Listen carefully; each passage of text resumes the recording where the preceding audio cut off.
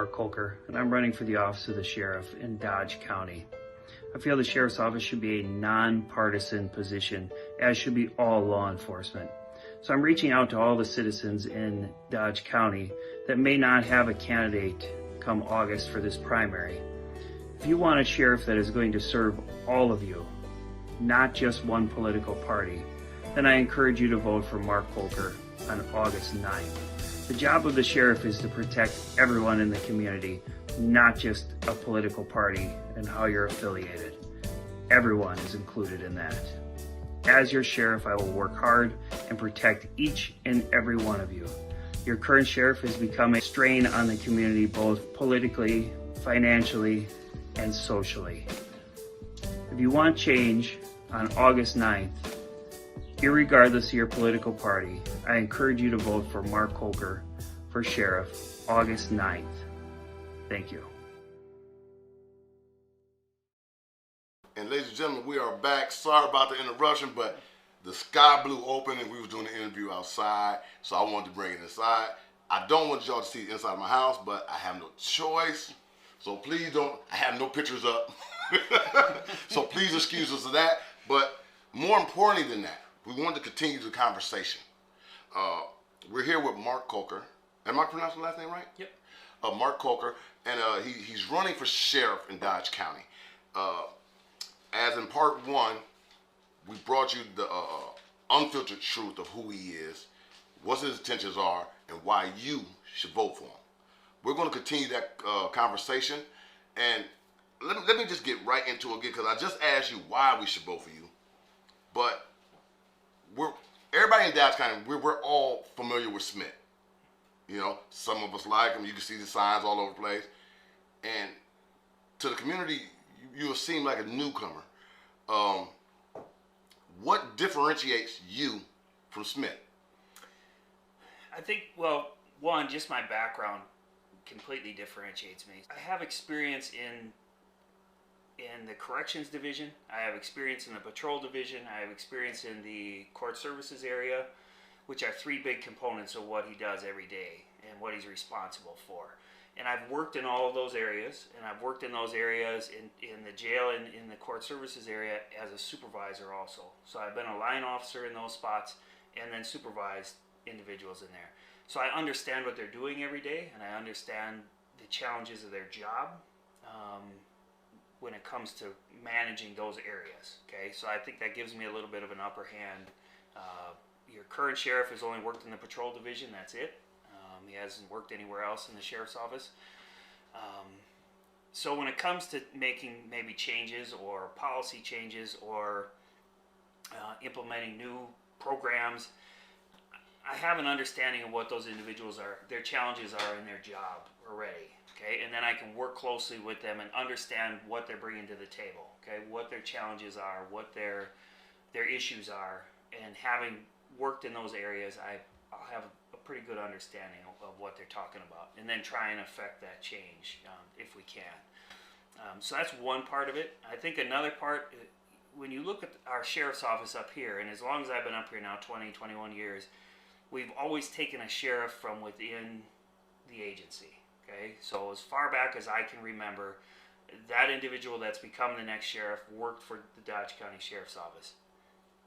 And for me, that, in having done this for a lot of years, in working for a number of sheriffs over my career, things become stagnant within the department because there's no real change. Okay, so if you take somebody like me and you put me in there, I have a completely clean slate coming into that agency. Okay, and I can look at all aspects of the agency objectively. Okay, and see where we're doing well, where we're not doing well, what needs to be changed, what things we can just leave because we're doing really well at it. And I think that's a huge thing for the people in the community. Like, you have to have, you know, everybody's afraid of change. So when you say change, people kind of back off and they're like, whoa, I don't want them to come in here and uproot the whole program. That's not the intention. The intention is just, I can come in now and look at it completely from outside and say, okay, why are we doing this? Like, and if everybody comes to the table and they said, this is why we do it, and it works great, and we've done it for the last 10 years, and we're having great success. Perfect. We'll leave it, and we'll keep running with it, and we'll reevaluate it down the road. But some of the other stuff, I can come and say, well, hold on, why are we doing that? Like, what? Like, from me looking outside, saying, that doesn't make sense to me. Like, what? And how do we change it? And how do we bring everybody to the table and make some of that change? Because what happens when you have somebody that sits in there for a long period of time, we just start to do damage control, and we don't ever grow. Because it's real, I could put the program, if I've been there for 8 years, I can put the whole sheriff's office on autopilot, and just, as long as nothing major happens and I keep my name out of the news, everybody thinks I'm doing a great job, when really we're not moving forward. We're not growing as an agency. We're not, I think that's a huge part of it for people. That I just think it's time, and when I say it's time for change, it's time to bring somebody in to look at the department as a whole. Look at, how is the jail operating? How's the patrol division operating? How's the communication center running? How's the detective bureau running? And when I look at the crime stats and the crime numbers, we're far behind in Dodge County. I mean, we are way behind. So why is that? Like, and if somebody doesn't come in from the outside and tackle that, I think you're going to stay status quo. I mean, some of the areas he's upwards, like in robberies, he's 30% below the national average in solving those crimes. 9% in burglaries, he's below the net. Like, those are big numbers when you start adding them up. And for victims of these crimes that are getting no closure of any kind, I mean, you're really re-victimizing them, in my opinion.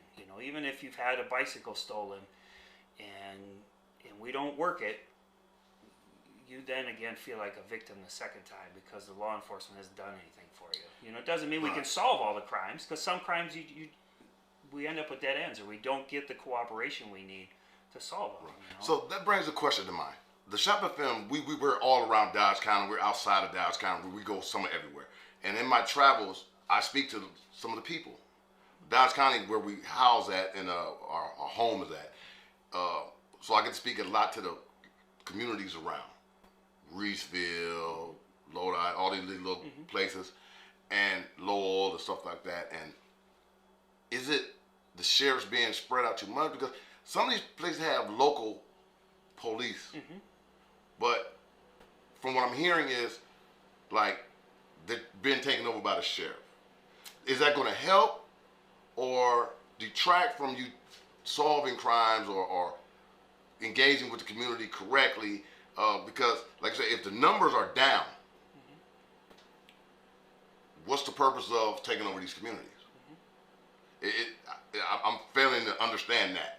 And like I said, in my travels, I talked to some of the communities, and the communities don't really know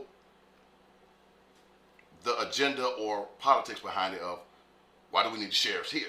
We got police here.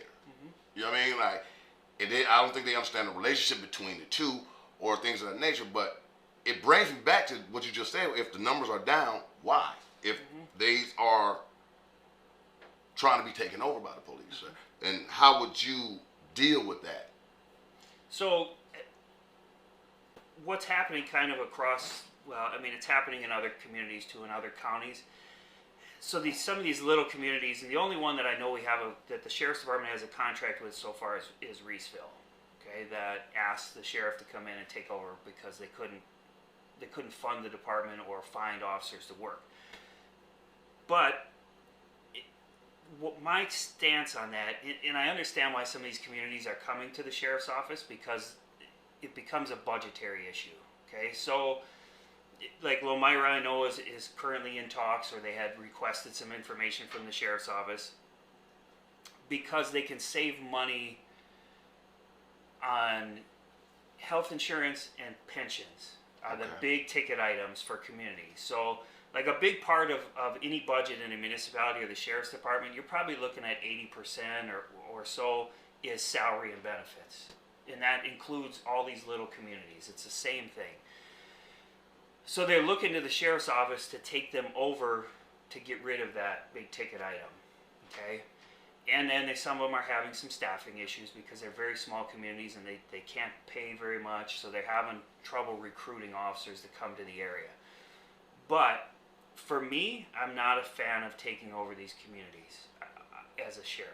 I mean, if they came to me as the sheriff and said we can no longer fund our agency and we have to do something, of course I would have that conversation with them, and we would provide the police service that needs to be provided for that area.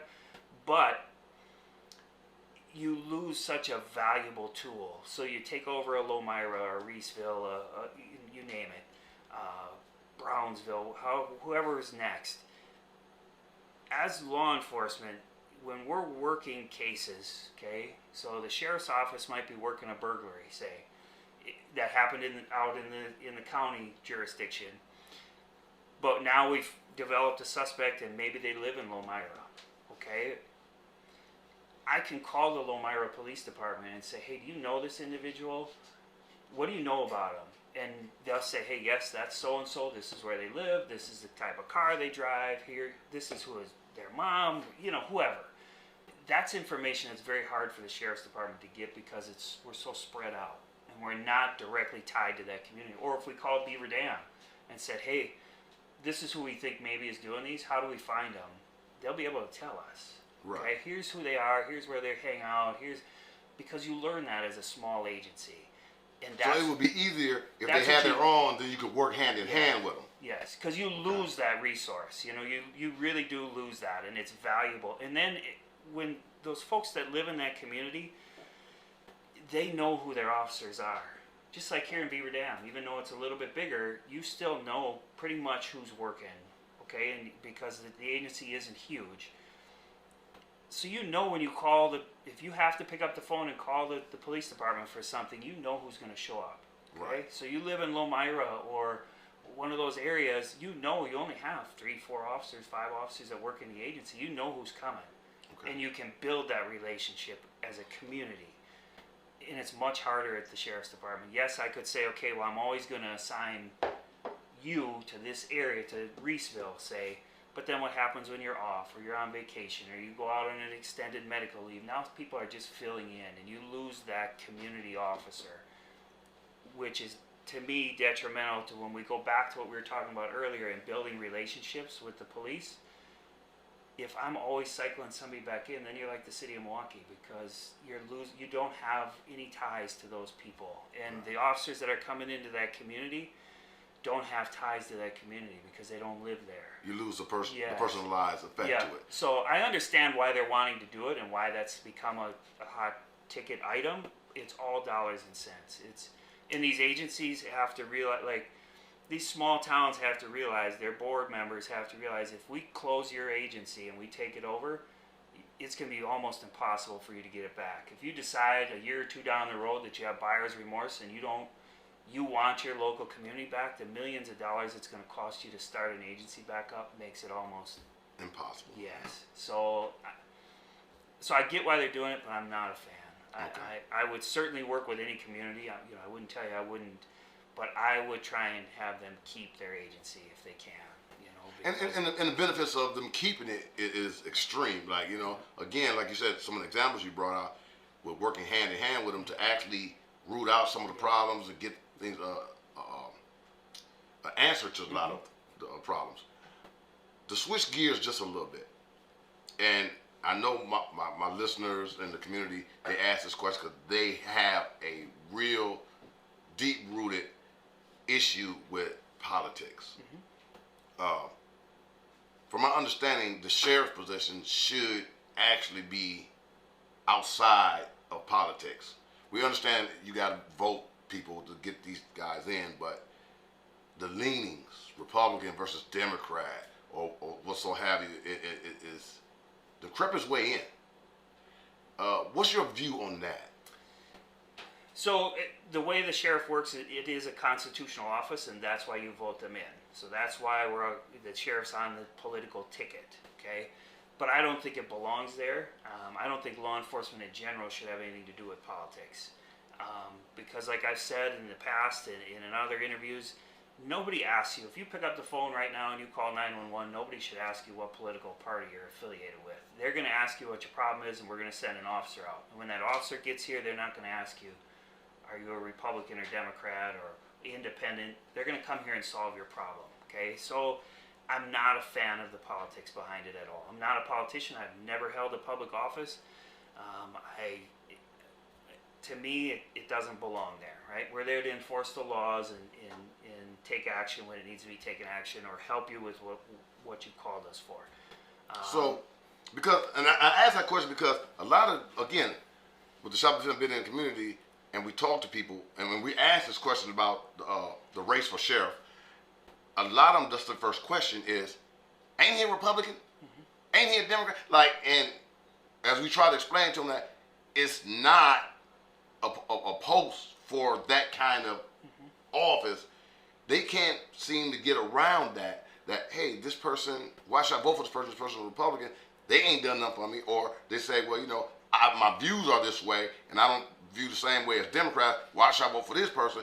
And it's not, I think like we lose what the benefit of who's going to sit there and what they're going to do for the community. So it's real refreshing for you to expound on that. It's not, although it's a constitutional position, it's more of a outside the realms of me being a Republican or a Democrat. This race has gotten real ugly. I've done my homework. I really checked out you and Smith, and it seems like you got a whole bunch of hurdles in front of you. I have a lot of hurdles. I have. So, and without expounding too much into it, it's like a lot of these things have been placed in front of you unfairly. It's coming down to who you are versus who he is. With it's got dirty. Yep. Let's say that. Let's just be straight honest. Yep. It's got dirty. In your words, being dead honest, with these hurdles in front of you, how do you go about continuing to be who you are and try to get your information across to the people? I've really just stayed steadfast, okay, in my message with everybody, and with what I'm about and who I am as an individual, okay? So the race got very, very dirty right from the beginning. I have not, I want to point out, he's made a lot of allegations, but I have not taken any of his information, okay? So I haven't put out any of his dirty laundry that he has. Okay, I have some of his disciplinary stuff over the years, right? But I haven't put any of that out to this point, okay? Because I wanted people just to see who I was as an individual, and that's not who I am, okay? I wanted people to know who Mark was, what I stood for, what I was hoping to do in your community, some of the programs I'm hoping to bring to you, and not all of the other garbage, okay? Because I didn't think it was relevant. Okay, everybody has stuff in their background, and when you do this job for long enough, you're bound to have things. Okay. Well, we know, like in the community, we like to call this being 100, right? And first of all, I'm going to applaud you for trying to keep it on the realm of just, hey man, I'm running for office, man. This is who I am. Blah, this, skippy, this and that. But in reality, that takes a toll on the person when the other person is not doing the same. Yeah. And one of the things here at the ShopFM, we don't do drama. So if you're looking for me to ask him about dirt, we're not going to do that. We're going to stick to who he is and how he's running. But again, it takes its toll. Oh, absolutely. You know what I mean? And whatever you want to delve into is your right. But I think here at the ShopFM, we want to get across to the people that how real you are to you, and what your purpose is in becoming sheriff. And ladies and gentlemen, like I don't vote. Y'all know I don't vote a lot, especially for sheriffs or law enforcement. I'm having a real hard time not to this time, based off what I know so far. It's for you to do your homework. Go find out who Mark is. Go find out who Smith is. Sit down and do a research, in-depth research, and find out. We're here with Mark, and like I said, we're not done yet. We sit here, we just getting started. He ain't drunk my kids' heavily sugared lemonade yet. I haven't either. So if my kids are watching, y'all trying to give me diabetes, I don't want it. But ladies and gentlemen, Mark, like I say, I want to get back to these hurdles because we're really close to election time with this, and I think the people really need to know the fight that's in the dog that you are. You know what I mean? So right now is your chance. Look at that camera. Tell them people what kind of dog they got in this fight. We have somebody that's not going to give up. I mean, I'm not going to give up. These hurdles have come at me from, it was January I put my name in the ring. By early February, I was already starting to be attacked at work, okay, by my opponent.